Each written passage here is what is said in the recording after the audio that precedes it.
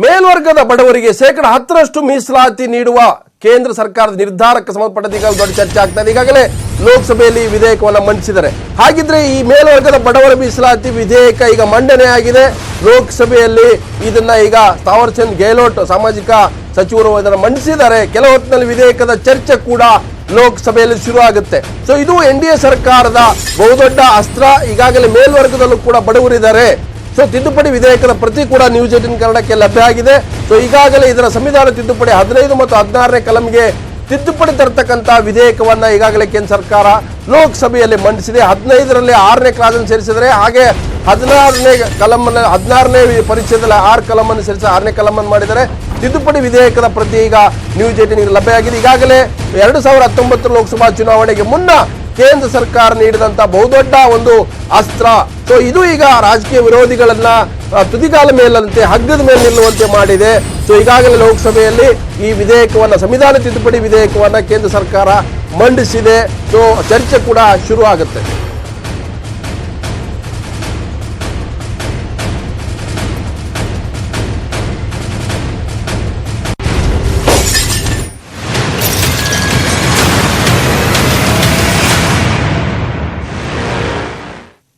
ಮೀಸಲಾತಿಯ big effect. ಈ ಮೀಸಲಾತಿ ಜಾರಿ ಆದರೆ, ಸಂವಿಧಾನ ತಿದ್ದುಪಡಿ ವಿಧೇಯಕಕ್ಕೆ ಒಪ್ಪಿಗೆ ಸಿಕ್ಕರೆ ಸುಪ್ರೀಂ ಕೋರ್ಟ್ಗೆ ಹೋಗುತ್ತೆ. ಸುಪ್ರೀಂ ಕೋರ್ಟ್ ಇದನ್ನು ಒಪ್ಪುತ್ತಾ ಅನ್ನುವಂಥ. ಹಾಗಿದ್ರೆ ಇದರ ಎಫೆಕ್ಟ್ ಏನಾಗುತ್ತೆ, ಲಾಭ ನಷ್ಟ ಏನು? ಮೇಲ್ವರ್ಗದ ಬಡವರಿಗೆ ಪ್ರಧಾನಿ ಮೋದಿ ಗಿಫ್ಟ್ ಕೊಡುವಂತ ನಿರ್ಣಯವನ್ನು ಕೈಗೊಂಡಿದ್ದಾರೆ. ಸೊ ಲೋಕಸಭೆಯಲ್ಲಿ ಅದು ಮಂಡನೆ ಆಗಿದೆ. ಆರ್ಥಿಕವಾಗಿ ಹಿಂದುಳಿದ, ಏನು ಮೇಲ್ವರ್ಗದಲ್ಲಿ ಇರ್ತಕ್ಕಂಥ ಆರ್ಥಿಕವಾಗಿ ಹಿಂದುಳಿದರೆ ಅವರಿಗೆ ಮೀಸಲಾತಿ ಕೊಡ್ತಕ್ಕಂಥ 10%. ಹೊಸ ಮೀಸಲಾತಿಯ ಲೆಕ್ಕಾಚಾರಗಳೇನು ಅನ್ನುವಂಥದ್ದು ಇದರಲ್ಲಿ ರಾಜಕೀಯ ಲೆಕ್ಕಾಚಾರ ಅದು ಕಾಣ್ತಾ ಇದೆ. ಅದ್ರ ಜೊತೆಗೇನೆ ಮೇಲ್ಜಾತಿ ಬಡವರಿಗೆ ಮೀಸಲಾತಿ ಕೊಡ್ತಕ್ಕಂಥದ್ದು ಮೋದಿ ತೆಗೆದುಕೊಂಡಂತ ಒಂದು ದೊಡ್ಡ ನಿರ್ಧಾರ. ಅದು ರಾಜಕೀಯವಾಗಿ ಚರ್ಚೆ ಆಗ್ತದೆ, ಆದರೆ ದೊಡ್ಡ ಗಿಫ್ಟ್ ಅನ್ನುವಂಥದ್ದು ಸ್ಪಷ್ಟವಾಗಿ ಹೇಳ್ಬೋದು. ಆರ್ಥಿಕವಾಗಿ ಹಿಂದುಳಿದ ಮೇಲ್ವರ್ಗದ ಬಡವರಿಗೆ ಇದರ ಲಾಭ ಆಗುತ್ತೆ. ಹೊಸ ಮೀಸಲಾತಿಯ ಲೆಕ್ಕಾಚಾರಗಳು ಬಹಳ ಭಿನ್ನವಾಗಿರ್ತಕ್ಕಂಥದ್ದು. ಯಾಕಂದ್ರೆ ಚುನಾವಣಾ ವರ್ಷ ಆಗಿರೋದ್ರಿಂದ ಸೊ ಇದು ಕೇಂದ್ರ ಸರ್ಕಾರಕ್ಕೆ ಇದು ಬಹಳ ದೊಡ್ಡ ಪರೀಕ್ಷೆ. ಎದುರಾಳಿಗಳನ್ನ ಹಗ್ಗದ ಮೇಲೆ ನಿಲ್ಲಿಸುವಂತ ಒಂದು ಪ್ರಯತ್ನದಲ್ಲಿ ಮೋದಿ ಇದ್ದಾರೆ ಅನ್ನೋದು ಎದ್ದು ಕಾಣ್ತಾ ಇದೆ. ಹಾಗಾದ್ರೆ ಇದ್ರ ಕರ್ನಾಟಕದಲ್ಲಿ ಯಾರಿಗೆ ಲಾಭ, ಯಾರಿಗೆ ನಷ್ಟ ಅನ್ನುವಂಥದ್ದು. ಸೊ ರಾಜ್ಯಗಳ ಮೀಸಲಾತಿಗೆ ಇದು ಅನ್ವಯ ಆಗಲ್ವಾ ಅನ್ನುವಂಥ ಪ್ರಶ್ನೆ. ಆದರೆ ಇದು ಬೇರೆ ಬೇರೆ ರಾಜ್ಯಗಳಲ್ಲಿ ಒಂದೊಂದು ರೀತಿಯಾದಂಥ ಮೀಸಲಾತಿ ಇದೆ. ಹಾಗಾದ್ರೆ ಇದು ಕೇಂದ್ರ ಸರ್ಕಾರದ ಮೀಸಲಾತಿ ಮಾತ್ರ. ಎದುರಾಳಿಗಳನ್ನು ಹಗ್ಗದ ಮೇಲೆ ನಿಲ್ಲಿಸುವಂತ ಪ್ರಯತ್ನದಲ್ಲಿ ಮೋದಿ ಈಗ ಚಾಣಾಕ್ಷ ನಡೆಯನ್ನಿಟ್ಟಿದ್ದಾರೆ. ಕೊನೆಯ ಕ್ಷಣದಲ್ಲಿ ಈ ಒಂದು ತೀರ್ಮಾನವನ್ನು ಕೈಗೊಳ್ಳುವ ಮೂಲಕ ಸೊ ಈಗ ಇದು ಯಾವ ರೀತಿಯಾದಂಥ ಪರಿಣಾಮ ಬೀರುತ್ತೆ, ಎಫೆಕ್ಟ್ ಆಗುತ್ತೆ. ರಾಜ್ಯಗಳ ಮೀಸಲಾತಿ ಪ್ರಮಾಣನೇ ಬೇರೆಯಾಗಿದೆ. ಕೇಂದ್ರ ಸರ್ಕಾರದ ಮೀಸಲಾತಿ 49.5% ಇರತಕ್ಕಂಥದ್ದು. ಹಾಗಾಗಿ ಈ ಒಂದು ವಿಧೇಯಕದ ಪರವಿರೋಧ ಚರ್ಚೆ ಈಗ ಕೆಲವು ಹೊತ್ತಲ್ಲಿ ಶುರು ಆಗುತ್ತೆ. ಹಾಗಾದ್ರೆ ಇದರ ಲಾಭ ನಷ್ಟ ಏನು, ಯಾವ ಜಾತಿಗೆ ಇದರ ನೇರ ಲಾಭ ಆಗುತ್ತೆ, ಸೊ ಯಾವ ಪ್ರಮಾಣದಲ್ಲಿ ಲಾಭ ಆಗುತ್ತೆ ಅನ್ನೋದು.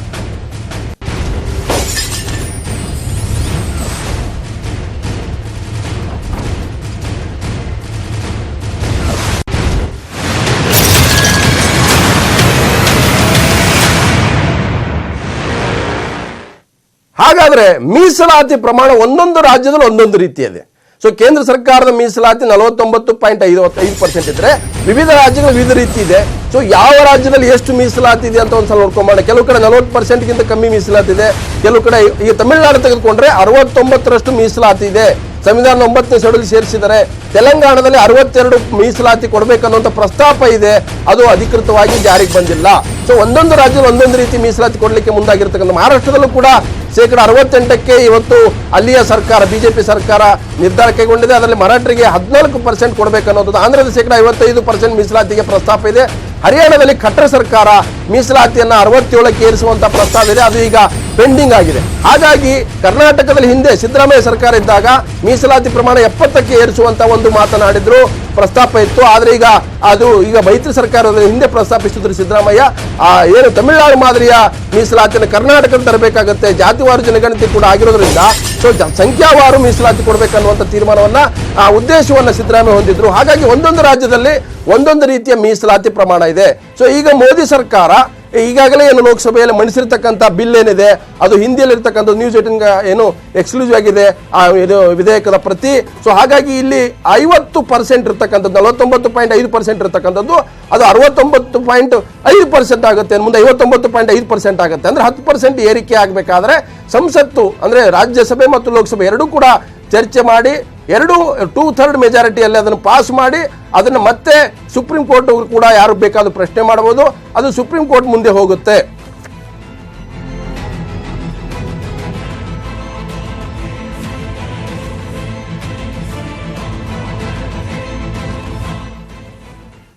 ಸೊ ಹಾಗಾದ್ರೆ ಇದ್ರ ಬಗ್ಗೆ ವಿಸ್ತೃತವಾಗಿ ಮಾತಾಡೋಣ. ಏನಾಗುತ್ತೆ ಈಗ ಕೇಂದ್ರ ಸರ್ಕಾರ ಪ್ರಸ್ತಾಪಿಸಿರ್ತಕ್ಕಂಥ 10% ಮೇಲ್ವರ್ಗದ ಬಡವರಿಗೆ ಮೀಸಲಾತಿ ಕೊಡ್ತಕ್ಕಂಥ ನಿರ್ಣಯ ಏನಿದೆ ಅದು ಎರಡೂ ಸದನಗಳಲ್ಲಿ ಲೋಕಸಭೆ ಮತ್ತು ರಾಜ್ಯಸಭೆಯಲ್ಲಿ ಚರ್ಚೆ ಆಗುತ್ತೆ.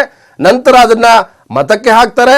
ಅದರಲ್ಲಿ 3/2 ಭಾಗ ಅಂದ್ರೆ ಈ 100 ಮತದಾರರಿದ್ರೆ 75% ಅಂದ್ರೆ 75 ಜನ ವೋಟ್ ಹಾಕ್ಬೇಕಂದ್ರೆ 2/3 ಮೆಜಾರಿಟಿ ಈ ಬಿಲ್ ಅನ್ನ ಪಾಸ್ ಮಾಡಬೇಕಾಗತ್ತೆ. ಸೊ ಈಗಾಗಲೇ ಲೋಕಸಭೆಯಲ್ಲಿ ಈಗ ಮಂಡನೆ ಆಗಿದೆ, ರಾಜ್ಯಸಭೆಯಲ್ಲೂ ಕೂಡ ಮಂಡನೆ ಆಗ್ಬೇಕಾಗತ್ತೆ. ಎರಡೂ ಸದನಗಳಲ್ಲಿ ಚರ್ಚೆ ಆಗುತ್ತೆ.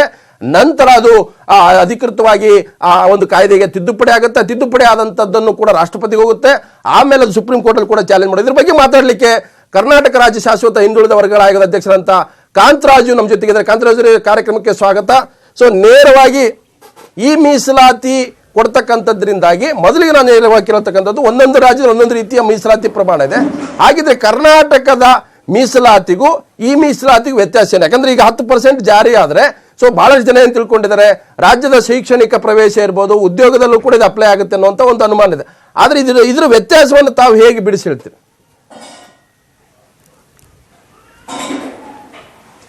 ನೋಡಿ, ಕರ್ನಾಟಕದ ಮೀಸಲಾತಿ ವಿಷಯಕ್ಕೆ ಬಂದರೆ ಈಗ ಕರ್ನಾಟಕದಲ್ಲಿ ಮೀಸಲಾತಿ 50% ಇದೆ. ಅದರಲ್ಲಿ ಹಿಂದುಳಿದ ವರ್ಗಗಳಿಗೆ 32%, 15% ಪರಿಶಿಷ್ಟ ಜಾತಿ ಮತ್ತು 3% ಪರಿಶಿಷ್ಟ ವರ್ಗಕ್ಕಿದೆ. ಇನ್ನು ಕೇಂದ್ರ ಸರ್ಕಾರದ ವಿಷಯಕ್ಕೆ ಬಂದರೆ ಹಿಂದುಳಿದ ವರ್ಗಗಳೇ ಅಲ್ಲಿ 49% ಒಟ್ಟು ಮೀಸಲಾತಿ ಇರ್ತಕ್ಕಂಥದ್ದು. ಅದರಲ್ಲಿ 27% ಹಿಂದುಳಿದ ವರ್ಗಗಳಿಗೆ ನೀಡಲಾಗಿದೆ. ಆ 27%ನಲ್ಲಿ ಅದು ವಿದ್ಯಾಭ್ಯಾಸಕ್ಕೋಸ್ಕರ ಮತ್ತು ಹೈಯರ್ ಎಜುಕೇಷನಲ್ಲಿ ಅಂತ ಹೇಳ್ತಕ್ಕಂಥ ಒಂದು ಮೀಸಲಾತಿಯನ್ನು ಹಿಂದುಳಿದ ವರ್ಗಗಳಿಗೆ ಕೊಟ್ಟಿದ್ದಾರೆ. ಅಲ್ಲಿ ಇದು ಇರ್ತಕ್ಕಂಥ ರಾಜ್ಯ ನಮ್ಮ ಕರ್ನಾಟಕ ರಾಜ್ಯ ಮತ್ತು ಕೇಂದ್ರ ಸರ್ಕಾರದಲ್ಲಿ ಇರ್ತಕ್ಕಂಥ ಹಿಂದುಳಿದ ವರ್ಗಗಳಿಗೆ ಸಂಬಂಧಪಟ್ಟಿರ್ತಕ್ಕಂಥ ಮೀಸಲಾತಿ ಮತ್ತು ಶೆಡ್ಯೂಲ್ ಕಾಸ್ಟ್ ಶೆಡ್ಯೂಲ್ ಟ್ರೈಬ್ಗೆ ಸಂಬಂಧಪಟ್ಟಿದ್ದು. ನೀವು ಹೇಳಿದ ರೀತಿಯಲ್ಲಿ ಸರಿ, ಒಂದೊಂದು ರಾಜ್ಯದಲ್ಲಿ ಒಂದೊಂದು ಮೀಸಲಾತಿಯನ್ನು ಇಟ್ಕೊಂಡಿರ್ತಕ್ಕಂಥ ವ್ಯವಸ್ಥೆ ನಮ್ಮಲ್ಲಿದೆ. ಮೊದಲನೇದಾಗಿ ನೀವು ಕೇಳಿದ ಪ್ರಶ್ನೆಗೆ ನಿನ್ನೆ ಮಾಡಿರ್ತಕ್ಕಂಥ ವಿಧೇಯಕ ಏನಿದೆಯಲ್ಲ ಅದು ರಾಜ್ಯ ಸರ್ಕಾರದ ಮೀಸಲಾತಿಗೆ ಸಂಬಂಧಪಟ್ಟಿದ್ದಲ್ಲ ಅಂತಕ್ಕಂಥದ್ದು ನಮ್ಮ ಅಭಿಪ್ರಾಯ. ಅವ್ರು ಏನಿದ್ರು ಮಾಡಿರ್ತಕ್ಕಂಥದ್ದು ಕೇಂದ್ರ ಸರ್ಕಾರದಲ್ಲಿ ನೀಡ್ತಕ್ಕಂಥ ವಿದ್ಯಾಭ್ಯಾಸ ಮತ್ತು ಉದ್ಯೋಗಕ್ಕೆ 27% ಏನು ಮೀಸಲಾತಿ ಇದೆಯಲ್ಲ ಆ ಸೆಂಟ್ರಲ್ OBC ಅಂತ ಏನು ಹೇಳ್ತೀವಲ್ಲ ಅವ್ರಿಗೆ ಸಂಬಂಧಪಟ್ಟಿರ್ತಕ್ಕಂಥ ಮೀಸಲಾತಿ ಬಗ್ಗೆ ಈ ವಿಧೇಯಕ ಅಂತ ನಾವು ತಿಳ್ಕೊಂಡಿದ್ದೇವೆ. ಎಲ್ಲೂ ಕೂಡ ಕ್ಲಾರಿಟಿ ಇಲ್ಲ. ಆದರೂ ಕೂಡ ನಾನು ರಾಜ್ಯ ಸರ್ಕಾರ ಸಂಬಂಧಪಟ್ಟಂತೆ ಇದು ಅನ್ವಯಿಸೋದಿಲ್ಲ ಅಂತ ನನ್ನ ಅಭಿಪ್ರಾಯ. ಸೊ ಕಾಂತರಾಜ್ ಅವರು ಈಗ ಒಂದೊಂದು ರಾಜ್ಯದಲ್ಲಿ ಒಂದೊಂದು ರೀತಿ ಮೀಸಲಾತಿ. ತಮಿಳುನಾಡಲ್ಲಿ 69% ಇದೆ. ಹರಿಯಾಣ ಸರ್ಕಾರ 68ಕ್ಕೆ ಏರಿಸುವ ಪ್ರಸ್ತಾಪ ಇದೆ. ಅದು ಈಗ ಏನಂದ್ರೆ ಕಮಿಷನ್ ಮುಂದೆ ಇರತಕ್ಕಂಥದ್ದು. ಹಾಗೇನೆ ಮಹಾರಾಷ್ಟ್ರದಲ್ಲೂ ಕೂಡ ಇವತ್ತು 68%ಗೆ ಏರಿಸಲಿಕ್ಕೆ ಮುಂದಾಗಿದೆ. ಯಾಕಂದ್ರೆ 14% ಮರಾಠ ಅವರಿಗೆ ಮೀಸಲಾತಿ ಕೊಡಬೇಕು ಹಿಂದುಳಿದ ವರ್ಗದಲ್ಲಿ ಅನ್ನುವಂಥದ್ದು. ಕರ್ನಾಟಕದ ಕೂಡ ಸಿದ್ದರಾಮಯ್ಯ ಅದನ್ನ 70%ಗೆ ಏರಿಸಬೇಕನ್ನುವಂಥದ್ದು. ಹಾಗಿರುವಾಗ ಇವತ್ತು ಸೋಷಿಯಲಿ ಎಕನಾಮಿಕಲಿ ಬ್ಯಾಕ್ವರ್ಡ್ ಕ್ಲಾಸ್ ಅನ್ನುವಂಥ ವರ್ಗದಲ್ಲಿ ಇವತ್ತು ಮೀಸಲಾತಿ ಇರ್ತಕ್ಕಂಥದ್ದು. ಹಾಗೇನೆ ಶೆಡ್ಯೂಲ್ ಕ್ಯಾಸ್ಟ್ ಶೆಡ್ಯೂಲ್ ಟ್ರೈಬ್ಸ್ ಅನ್ನುವಂಥದ್ದು ಒಟ್ಟು 49.5% ಇರ್ತಕ್ಕಂಥದ್ದು ಸೆಂಟ್ರಲ್ ಗವರ್ಮೆಂಟ್ ಮೀಸಲಾತಿ. ಒಂದೊಂದು ರಾಜ್ಯದಲ್ಲಿ ಒಂದೊಂದು ರೀತಿ ಏರಿಕೆ ಮಾಡ್ಕೊಂಡಿರ್ತಕ್ಕಂಥ.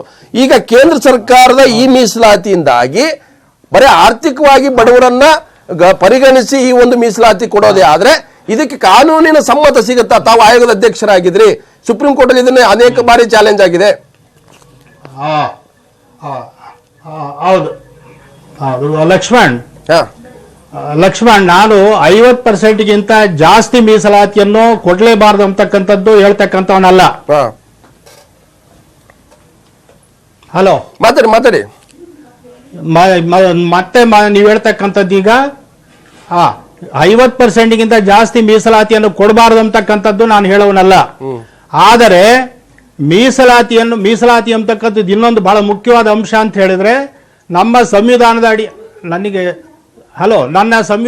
ನಮ್ಮ ಸಂವಿಧಾನದ ಅಡಿಯಲ್ಲಿ ಮೀಸಲಾತಿ ಇರ್ತಕ್ಕಂಥದ್ದು ನಾವೇನು ಅರ್ಥ ಮಾಡ್ಕೋಬೇಕಂತ ಹೇಳಿದ್ರೆ ಸಮಾಜದಲ್ಲಿರ್ತಕ್ಕಂಥ ಬಡತನವನ್ನು ನಿರ್ಮೂಲನೆ ಮಾಡೋದಕ್ಕೋಸ್ಕರ ಮೀಸಲಾತಿಯನ್ನು ತಂದಿಲ್ಲ. This is not a poverty elevation program.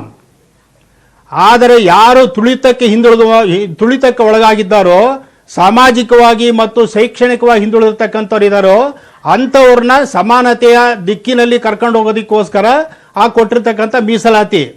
ಆಮೇಲೆ ಈ ಒಳಗಾಗಿ ಸರಿಯಾಗಿ ಕೇಳ್ತಾ ಇದೆಯಾ? ಕೇಳಿಸ್ತಾ ಇದೆ, ಮಾತಾಡಿ. ಈಗ ಈ ಒಳಗಾಗಿ ಏನಾಗಿದೆ, ನಿಮಗೆ ಸುಪ್ರೀಂ ಕೋರ್ಟ್ನವರು 16 ಜಡ್ಜ್ಮೆಂಟ್ನಲ್ಲಿ ಕೊನೆಯದಂತ ಹೇಳಿದ್ರೆ ಇಂದ್ರಸಾನಿ ಕೇಸು ಅಥವಾ ನಾವೇನು ಮಂಡಲ್ ಜಡ್ಜ್ಮೆಂಟ್ ಕೇಸು ಅಂತ ಏನು ಹೇಳ್ತೀವಲ್ಲ, 16/11/1992 ಬಂದಿರತಕ್ಕಂಥ ತೀರ್ಪು, ಅದು 9 ಜನ ಜಡ್ಜಸ್ ಕೊಟ್ಟಿರ್ತಕ್ಕಂಥ ತೀರ್ಪು. ಅದರಲ್ಲಿ ಅಂತಿಮವಾಗಿ ಏನು ಹೇಳಿದ್ದಾರೆ ಅಂತ ಹೇಳಿದ್ರೆ, ಬರೀ ಆರ್ಥಿಕ ಸ್ಥಿತಿಗತಿಯನ್ನು ಅವಲಂಬಿಸಿ, ಅಂದ್ರೆ ಬರೀ ಎಕನಾಮಿಕ್ ಕ್ರೈಟೀರಿಯಾವನ್ನು ಲೆಕ್ಕಕ್ಕೆ ತಗೊಂಡು ನಾವು ಮೀಸಲಾತಿಯನ್ನು ಕೊಡ್ತಕ್ಕಂಥದ್ದು ಸಂವಿಧಾನಕ್ಕೆ ಬಾಹಿರವಾಗಿರ್ತಕ್ಕಂಥದ್ದು ಅಂತಕ್ಕಂಥ ಮಾತನ್ನು ಹೇಳಿದ್ದಾರೆ. ಅಂದ್ರೆ ಅರ್ಥ, ಈ ಕೊಟ್ಟಿರ್ತಕ್ಕಂಥ ಮೀಸಲಾತಿಯಲ್ಲಿ ಆರ್ಥಿಕ ಸ್ಥಿತಿಗತಿಯನ್ನು ಲೆಕ್ಕಕ್ಕೆ ತಗೊಂಡಿಲ್ಲ ಅಂತ ತಿಳ್ಕೋಬಾರದು ಯಾರು. ಸಾಮಾಜಿಕವಾಗಿ ಹಿಂದುಳಿದಿರ್ತಕ್ಕಂಥ ಒಂದು ಅಂಶ ಏನಿದೆಯಲ್ಲ, ಅದರಲ್ಲಿ ಕೂಡ ಈ ಆರ್ಥಿಕ ಹಿಂದುಳಿದುವಿಕೆಯನ್ನು ಕೂಡ ನಾವು ಗಮನಿಸ್ತೇವೆ. ಹಾಗಾಗಿ ಅವೆಲ್ಲವನ್ನು ಗಮನಿಸಿ ಕೊಟ್ಟಿರ್ತಕ್ಕಂಥ ಮೀಸಲಾತಿ. ಇನ್ನೊಂದು ಬಹಳ ಮುಖ್ಯವಾದ ಲಕ್ಷ್ಮಣ್, ಇಲ್ಲಿ ವಿಷಯ ಹೊಸದೊಂದು ಹೇಳ್ತಾ ಇದ್ದೇನೆ ಕೇಳಿ. ಈಗ ಮಾಡಿರ್ತಕ್ಕಂಥ ಮೀಸಲಾತಿ ಪದ್ಧತಿ ಏನಿದೆಯಲ್ಲ, 10% ಮೀಸಲಾತಿ ಕೊಡ್ತೀವಿ ಅಂತ, ಈಗ ಇಲ್ಲಿವರೆಗೆ ಕೊಟ್ಟಿರ್ತಕ್ಕಂಥದ್ದು ಏನಾಗಿದೆ, ಸಾಮಾಜಿಕವಾಗಿ ಶೈಕ್ಷಣಿಕವಾಗಿ ಹಿಂದುಳಿದಿರ್ತಕ್ಕಂಥವ್ರಿಗೆ ಮೀಸಲಾತಿ ಅಂತಕ್ಕಂಥ ಮಾತನ್ನು ಹೇಳಿದ್ದಾರೆ. ಹೌದು. ಈಗ ನೆನ್ನೆ ಹೇಳ್ತಕ್ಕಂಥದ್ದು ಏನ್ ಹೇಳ್ತಾ ಇದ್ದಾರೆ ಅಂತ ಹೇಳಿದ್ರೆ, ಯಾರು ಆರ್ಥಿಕವಾಗಿ ಹಿಂದುಳಿದಿರ್ತಕ್ಕಂಥವ್ರು, ಇಲ್ಲಿವರೆಗೆ ಮೀಸಲಾತಿಯಿಂದ ಯಾರು ಹೊರಗಡೆ ಇದ್ರೋ ಅಂಥವರಲ್ಲಿ ಆರ್ಥಿಕವಾಗಿ ಹಿಂದುಳಿದಿರ್ತಕ್ಕಂಥವ್ರಿಗೆ ಮೀಸಲಾತಿ ಕೊಡ್ಬೇಕಂತಕ್ಕಂಥದ್ದು ಇವ್ರು ಮಾಡ್ತಾರೆ. ಅಂದ್ರೆ ಇಲ್ಲಿವರೆಗೆ ಇರ್ತಕ್ಕಂಥ ಮೀಸಲಾತಿ ಪದ್ಧತಿನೇ ಬೇರೆ, ನೆನ್ನೆ ಅವ್ರು ಹೇಳಿರ್ತಕ್ಕಂಥ ಪದ್ಧತಿನೇ ಬೇರೆ. ಇದನ್ನ ನಾವೇನಂತೀವಿ ಅಂತ ಹೇಳಿದ್ರೆ ಟೋಟಲಿ ಇನ್ಕನ್ಸಿಸ್ಟೆಂಟ್ ಪಾಲಿಸಿ ಅಂತೀವಿ. ಮೀಸಲಾತಿ ಪಾಲಿಸಿ ಯಾವತ್ತೂ ಕೂಡ ಒಂದೇ ರೂಪದಲ್ಲಿರಬೇಕು, ಆ ಕನ್ಸಿಸ್ಟೆನ್ಸಿ ಇರಬೇಕು. ನೀವು 50%ಗೆ 1-2 ಸ್ಟಿಕ್ಕು, 50% ಮೇಲೆ 59% ವರೆಗೆ 1-2 ಸ್ಟಿಕ್ಕು ಮಾಡ್ತಕ್ಕಂಥದ್ದು ಬರೋದಿಲ್ಲ. ನೀತಿ, ಮೀಸಲಾತಿ ನೀತಿ ಒಂದೇ ರೀತಿಯಲ್ಲಿರಬೇಕು. ಹಳೆಯ ಮೀಸಲಾತಿ ನೀತಿಗೆ ವಿರುದ್ಧವಾಗಿರ್ತಕ್ಕಂಥದ್ದು. ಕಾಂತರಾಜರು ಸುದೀರ್ಘವಾಗಿ ಮಾತಾಡೋಣ. ಒಂದು ಪ್ರಶ್ನೆ ಇರತಕ್ಕಂಥದ್ದು, ಮೇಲ್ಜಾತಿಯಲ್ಲೂ ಕೂಡ ಬಡವರು ಇದ್ದಾರೆ, ಅವರು ಸಾಮಾಜಿಕವಾಗಿ ಒಂದು ಘನತೆ ಇರಬಹುದು, ಆದ್ರೆ ಬಡತನ ಮತ್ತೊಂದು ಕಡೆ ಶೈಕ್ಷಣಿಕ ಏನು ಅವರ ಒಟ್ಟು ಏನು ಸ್ಟೇಟಸ್ ಏನಿದೆ ಅದು ಕಮ್ಮಿ ಇದೆ. ರಿಕ್ಷಾ ಓಡಿಸೋನು ದಲಿತ ಹಿಂದುಳಿದವನು ಒಂದೇನೆ, ಜಾಟ್ ಬನಿಯಾ ಬ್ರಾಹ್ಮಣ ಒಂದೇ ಆಗಿದೆ ಅನ್ನುವಂಥ ವಾದ ಇರ್ತಕ್ಕಂಥದ್ದು. ಹಾಗಾಗಿ ಇಲ್ಲಿ ಒಂದು ಕೇಂದ್ರ ಸರ್ಕಾರ ಏನಂದ್ರೆ ತನ್ನ ಡಿಫೆನ್ಸ್ ತಗೊಂಡಿರ್ತಕ್ಕಂಥದ್ದು ಸ್ಪೆಷಲ್ ಕೇಸ್ ಅನ್ನುವಂಥದ್ದು ಯಾವ ಸಂವಿಧಾನದ ಆರ್ಟಿಕಲ್ 15ರ ಪ್ರಕಾರ ಇದೆ, extraordinary situations inherent in the great diversity country and the people. OBC general ಕ್ಯಾಟಗರಿಯಲ್ಲಿ ಬರ್ತಕ್ಕಂಥವ್ರು ರಿಕ್ಷಾನೇ ಓಡಿಸ್ತಾರೆ, ಮೇಲ್ಜಾತಿ ಬಡವನು ರಿಕ್ಷಾ ಓಡಿಸ್ತಾನೆ. ಹಾಗಾಗಿ ಸ್ಪೆಷಲ್ ಕ್ಯಾಟಗರಿಯಲ್ಲಿ ಅವಕಾಶವನ್ನ ಮಾಡ್ಕೊಳ್ತಾ ಇದೀವಿ ಅಂತ ಕೇಂದ್ರ ಸರ್ಕಾರ ಹೇಳ್ತಾ ಇದೆ. ಅದನ್ನೇ ನಾನು ಅವಾಗಲೇ ಹೇಳಿದ್ದೆ ನಿಮಗೆ, 50%ಗಿಂತ ಜಾಸ್ತಿ ಹೋಗೋದಕ್ಕೆ ಬರೋದೇ ಇಲ್ಲ ಅಂತ ನಾನು ಹೇಳಲ್ಲ. ಅವ್ರ ವಾಯ್ಸು ನನ್ನ ವಾಯ್ಸು ಬೇರೆ ಬೇರೆ ಆಗ್ತದೆ. ಇಲ್ಲ, ನೀವು ಮಾತಾಡಿ, ಅದು ಎಕೋ ಆಗ್ತಾ ಇದೆ. ಒಂದು ನಿಮಿಷ ನಿಮ್ಗೆ ಮಾತಾಡಿ, ನೀವು ಕಾಂತರಾಜ್ ಕೇಳಿಸ್ತಾ ಇದೆ. ಲಕ್ಷ್ಮಣ್, ನಾನು ಹೇಳೋದು ಅದಕ್ಕೋಸ್ಕರ ನಾನು ಹೇಳಿದ್ದು, ಸುಪ್ರೀಂ ಕೋರ್ಟ್ ಕೂಡ ಹೇಳಿದೆ, ಎಕ್ಸ್ಟ್ರಾ ಆರ್ಡಿನರಿ ಸಿಚುವೇಶನ್ ನಲ್ಲಿ ಹೌದು ಮೀಸಲಾತಿ 50% ಮೀರಬಹುದು ಅಂತಕ್ಕಂಥ ಮಾತನ್ನು ಹೇಳಿದ್ದಾರೆ. ಇವಾಗ ಉದಾಹರಣೆ ನಿಮಗೆ, ನಾರ್ತ್ ಈಸ್ಟ್ ರಾಜ್ಯಗಳಲ್ಲಿ ಅಲೆಮಾರಿಗಳು, ಶೆಡ್ಯೂಲ್ ಟ್ರೈಬ್ಗಳು ಬಹಳ ಜನ ಇದ್ದಾರೆ.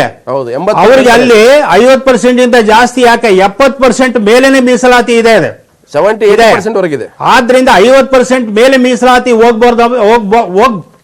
ಹೋಗ್ಬಾರ್ದು ಅಂತಕ್ಕಂಥ ಮಾತು ನಾನು ಹೇಳೋದಿಲ್ಲ. ಆದರೆ ನೀವು ಹೇಳಿದ ರೀತಿಯಲ್ಲಿ ಎಲ್ಲಾ ಸಮಾಜದಲ್ಲೂ ಬಡವರು ಇದಾರೆ ಅಂತಕ್ಕಂಥದ್ದು ನಿಜ. ಆದ್ರೆ ಸುಪ್ರೀಂ ಕೋರ್ಟ್ನವ್ರು ಹೇಳ್ತಕ್ಕಂಥದ್ದು, ಸಂವಿಧಾನ ಮಾಡಿರ್ತಕ್ಕಂಥದ್ದು ಏನಂತ ಹೇಳಿದ್ರೆ, ಯಾವುದೇ ಒಂದು ಪಾಲಿಸಿಯನ್ನು ಮಾಡಿದಾಗ ಅದು ಕೆಲವರಿಗೆ ತೊಂದರೆ ಆಗುತ್ತೆ, ಕೆಲವರಿಗೆ ಅನಾನುಕೂಲ ಆಗುತ್ತೆ, ಅನುಕೂಲನೂ ಆಗುತ್ತೆ. ಆದರೆ ಸಮಾಜದ ಓವರ್ ಆಲ್ ಬದಲಾವಣೆಯನ್ನು ನೋಡ್ತಕ್ಕಂಥ ಒಂದು ಸಂದರ್ಭ ಬರಬೇಕು. ಇಲ್ಲಿ ಬಹಳ ಮುಖ್ಯವಾಗಿ ನಾವೇನು ಅರ್ಥ ಮಾಡ್ಕೋಬೇಕು ಈ ಸಂದರ್ಭದಲ್ಲಿ ಅಂತ ಹೇಳಿದ್ರೆ, ಸಾಮಾಜಿಕ ನ್ಯಾಯ ಅಂತಕ್ಕಂಥ ಒಂದು ತತ್ವವನ್ನು, ಸಮಾನತೆಗೋಸ್ಕರ ಈ ನಮ್ಮ ಸಂವಿಧಾನ ಅಂತಕ್ಕಂಥ ತತ್ವವನ್ನು ಯಾಕೆ ಸಂವಿಧಾನದಲ್ಲಿ ಅಳವಡಿಸಿಕೊಂಡ್ರು ಅಂತಕ್ಕಂಥದ್ದು ನಾವು ಅರ್ಥ ಮಾಡ್ಕೋಬೇಕು. ಎಸ್ ಕಾಂತರಾಜರು, ಅದು ಡಿಬೇಟ್ ಆಗುತ್ತೆ, ಈಗ ಲೋಕಸಭೆಯಲ್ಲಿ ಶುರು ಆಗಿದೆ. ಒಂದು ಪ್ರಶ್ನೆ, ಈ ಕರ್ನಾಟಕದಲ್ಲಿ ಈ ಒಂದು ಕ್ಯಾಟಗರಿಯಲ್ಲಿ ಅಂದ್ರೆ ಏನು ಜನರಲ್ ಕ್ಯಾಟಗರಿ ಅಂತ ಕರಿತೀವಿ, ಅದರಲ್ಲಿ ಯಾರು ಬರ್ತಾರೆ? ಸೊ ಹಾಗಿದ್ರೆ ಇದರ ಲಾಭ ಅವರಿಗೆ ಆಗುತ್ತೆ. ಒಂದು ಕೇಂದ್ರ ಸರ್ಕಾರದ ಏನು ಈ ಉದ್ದೇಶವೇ ಸಫಲ ಆಗೋದಾದ್ರೆ ರಾಜ್ಯದಲ್ಲಿ ಯಾವ್ಯಾವ ವರ್ಗಗಳು ಬರುತ್ತೆ? ನೋಡಿ, ನಮ್ಮ ರಾಜ್ಯದಲ್ಲಿ ಇವತ್ತು ಕ್ಯಾಟಗರಿ 1 ಅಂತಿದೆ, ಕ್ಯಾಟಗರಿ 2A ಅಂತಿದೆ, ಕ್ಯಾಟಗರಿ 2B ಅಂತಿದೆ, 3A ಅಂತಿದೆ ಮತ್ತು 3B ಅಂತಿದೆ. ಇದರಿಂದ ಹೊರಗಡೆ ಇರ್ತಕ್ಕಂಥವ್ರು ಬಹಳ ಮುಖ್ಯವಾಗಿ ನಿಮಗೆ ಬ್ರಾಹ್ಮಣರಿದ್ದಾರೆ, ಆರ್ಯ ವೈಶ್ಯರು ಹೊರಗಡೆ ಇದ್ದಾರೆ, ಮುದಲಿಯಾರ್ ಹೊರಗಡೆ ಇದ್ದಾರೆ, ಮುದಲಿಯಾರ್ ಹೊರಗಡೆ ಇದ್ದಾರೆ. ನಗರ್ತ ಅಂತ ಒಂದು ಸಮಾಜ ಇದೆ, ನಗರ್ತ ಅಂತ ಅವ್ರು ಹೊರಗಡೆ ಇದ್ದಾರೆ. ಆಮೇಲೆ ಇನ್ನೊಂದು ಪೊಮ್ಮಲ ಅಂತ ಒಂದು ಹೊರಗಡೆ ಇದ್ದಾರೆ. ಬಹಳ ಮುಖ್ಯವಾಗಿ ನಾನು ಹೇಳ್ತಕ್ಕಂಥದ್ದು, ಇನ್ನೊಂದು ಬಹಳ ಮುಖ್ಯವಾಗಿ ನಿಮ್ಗೆ ಹೇಳ್ತಕ್ಕಂಥದ್ದು ಅಂತ ಹೇಳಿದ್ರೆ, ಈಗಾಗಲೇ ಮೀಸಲಾತಿಗೆ ಒಳಪಟ್ಟಿರ್ತಕ್ಕಂಥ ನೂರಾರು ಜಾತಿಗಳಿದಾವಲ್ಲ, ಆದ್ರೆ ಕೆಲವು ಉಪಜಾತಿಗಳು ಸೇರ್ಕೊಂಡಿಲ್ಲ.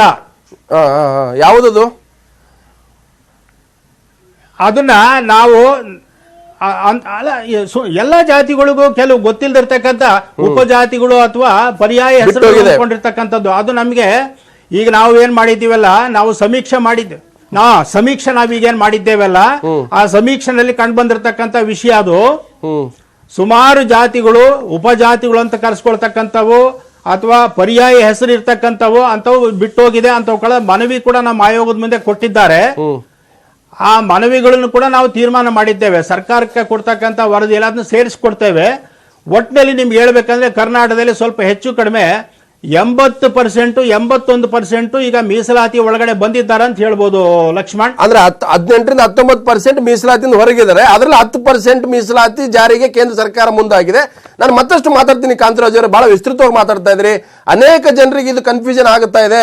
ನಾವು ಚರ್ಚೆ ಮಾಡ್ತಾ ಇದ್ವಿ, ಇದ್ರ ಕ್ಲಾರಿಟಿ ಬರಬೇಕನ್ನೋ ಕಾರಣಕ್ಕಾಗಿ ನಾನು ಮತ್ತೆ ಮಾತಾಡ್ತೀನಿ. ಒಂದು ಸಣ್ಣ ಬ್ರೇಕ್ ತಗೊಳ್ಳೋ ಟೈಮ್ ಇದೆ. ಮೀಸಲಾತಿ ಬಿಗ್ ಎಫೆಕ್ಟ್ ಕರ್ನಾಟಕ ಹಿಂದುಳಿದ ವರ್ಗಗಳ ಆಯೋಗದ ಅಧ್ಯಕ್ಷರು ಕಾಂತರಾಜ್ ಮಾತಾಡ್ತಾರೆ. ಕಾಂತರಾಜ್ನ ಹತ್ರ ಈಗ ಈ ಸಂವಿಧಾನ ತಿದ್ದುಪಡಿ ವಿಧೇಯಕದ ಪ್ರತಿ ಕೂಡ ನನ್ನ ಹತ್ರ ಇದೆ. ಅದರಲ್ಲಿ ಅವರು ಸ್ಪಷ್ಟವಾಗಿ ಹೇಳ್ತಾರೆ, ಸಂವಿಧಾನ 124 ಸಂಶೋಧನಾ ವಿಧೇಯಕ 2019 ಅಂತಲೇ ಸ್ಪಷ್ಟವಾಗಿದೆ. ಅದರಲ್ಲಿ ಸಂವಿಧಾನದ 15 ಮತ್ತು 16 ಕಲಂಗೆ ತಿದ್ದುಪಡಿ ಮಾಡಿದ್ದಾರೆ. ಅದರಲ್ಲಿ ಮಾಡಬೇಕನ್ನುವಂಥದ್ದೇ ಉದ್ದೇಶ, ಹಾಗೆ ಮಾಡೋಕ್ಕಾಗಲ್ಲ ಅನ್ನೋದು.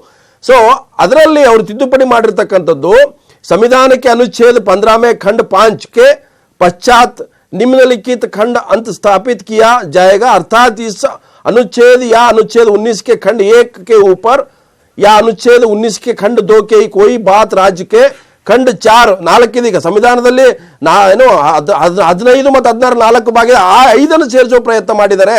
ಆರ್ಥಿಕವಾಗಿ ಸ್ಪೆಷಲ್ ಕ್ಯಾಟಗರಿ ಯಾರು ಹಿಂದುಳಿದಿದ್ದಾರೋ ಅವರನ್ನು ಸೇರಿಸೋ ಪ್ರಯತ್ನ ಮಾಡ್ತಾ ಇದ್ವಿ. ಈ ಸದನ ಒಪ್ಪಿಗೆ ಕೊಡಬೇಕನ್ನುವಂತ ಕೇಂದ್ರ ಸರ್ಕಾರದ ಉದ್ದೇಶ ಒಂದು. ಹಾಗಿದ್ರೆ ಈಗ 49.5% ಇದ್ದಿದ್ದು 59.5% ಆಗುತ್ತೆ.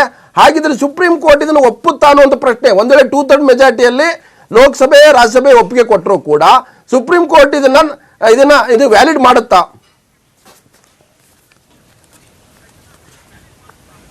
ಇಲ್ಲಿ ಬಹಳ ಮಾಡೋದಿಲ್ಲ. ಮಹತ್ತರವಾದ ವ್ಯತ್ಯಾಸ ಒಂದಿಲ್ಲಿದೆ ಲಕ್ಷ್ಮಣ್. ಓಕೆ, ಇವರೀಗ 15 ಮತ್ತು 16ಕ್ಕೆ ಬದಲಾವಣೆ ತಗೊಂಡ್ಬಂದ್ರೆ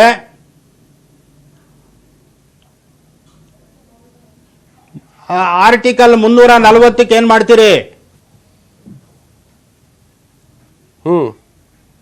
ಆರ್ಟಿಕಲ್ 340 ಕೂಡ ಏನ್ ಹೇಳುತ್ತೆ ಅಂತ ಹೇಳಿದ್ರೆ, ಯಾರು ಸಾಮಾಜಿಕವಾಗಿ ಮತ್ತು ಶೈಕ್ಷಣಿಕವಾಗಿ ಹಿಂದುಳಿದಿರ್ತಕ್ಕಂಥ ಇದಾರೋ ಅವರ ಸಮಸ್ಯೆಗಳನ್ನು ಅರಿತು ಏನು ಅದಕ್ಕೆ ವರದಿ ಕೊಡ್ತಕ್ಕಂತ ಒಂದು ಕಮಿಷನ್ ಅನ್ನು ಅಪಾಯಿಂಟ್ ಮಾಡೋದಕ್ಕೆ ನಮ್ಮ ರಾಷ್ಟ್ರಪತಿ ಅವರಿಗೆ ಅಧಿಕಾರ ಕೊಡಲಾಗಿದೆ.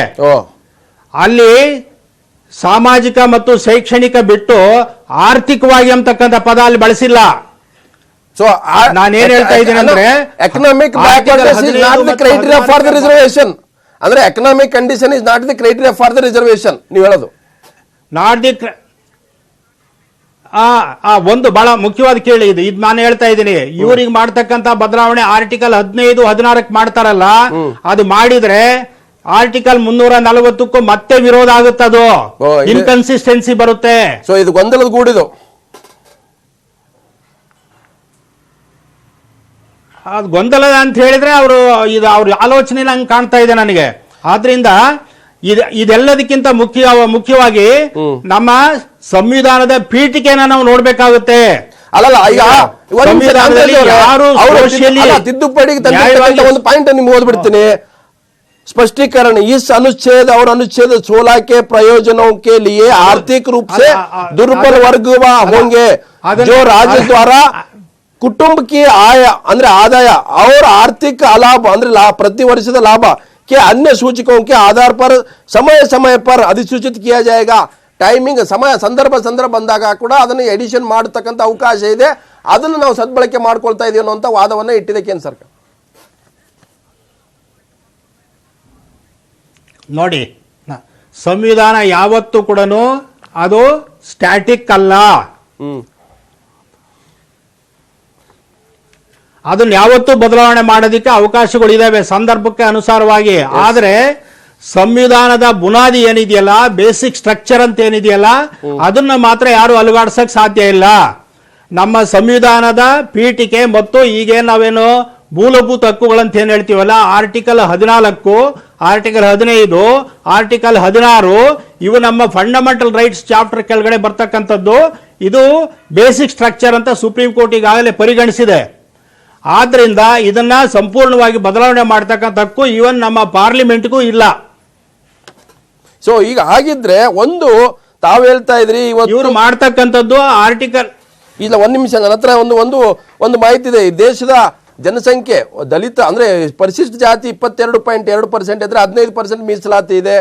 ST ಪರಿಶಿಷ್ಟ ಪಂಗಡ 9% ಜನಸಂಖ್ಯೆ ಇದ್ರೆ 7.5% ಮೀಸಲಾತಿ ಇದೆ.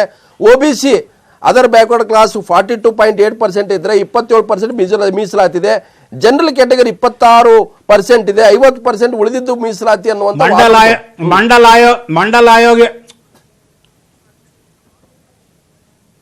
ಮಂಡಲ ಆಯೋಗ ಹೇಳಿದ್ದು 52%.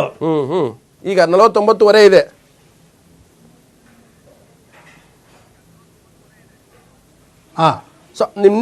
ನಿಮ್ಮ ಪ್ರಕಾರ ಇದು ನಾನು ಒಂದು ಅಂಶ ಇದೆ. ಉತ್ತರ ಪ್ರದೇಶದಲ್ಲಿ ಇರ್ತಕ್ಕಂಥ 22 ಕೋಟಿ ಜನರಲ್ಲಿ ಮೇಲ್ಜಾತಿಯ ಬಲ ಇರತಕ್ಕಂಥದ್ದು 20%.